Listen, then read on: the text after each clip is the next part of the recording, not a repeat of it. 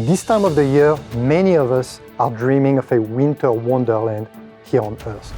But did you know that Mars, our closest neighbor in the solar system, also experiences snow, ice, and a real winter?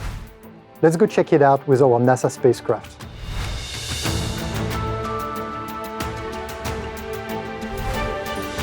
Let It Snow takes on a whole new meaning on Mars. I'm Marina Jurica here with Sylvain Picot, and we are talking about snow, ice, and frost on the red planet. Welcome, Sylvain.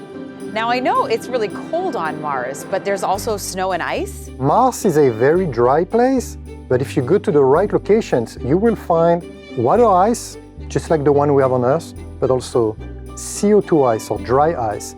Now, I know we can see frost at the poles, but can you see frost anywhere else on Mars?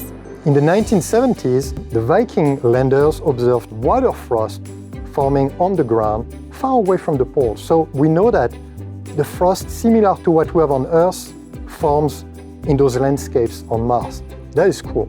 We also know from Mars Odyssey that we have two kinds of frost. We can observe water frost in many other locations than what Viking observed, but also CO2 frost, something that we don't have on Earth. It is extremely cold where you'll find CO2 ice, something like minus 190 degrees Fahrenheit. The CO2 ice does not melt. Instead, it goes back from solid to gas directly in the atmosphere. That leads to the formation of really unique surface features. For example, we see spider-shaped features, fans, geysers, Dalmatian spots, fried eggs, all kinds of unique objects that are really challenging to understand, but that are beautiful and unique to Mars. What else have our various Mars missions taught us about the snow on the red planet?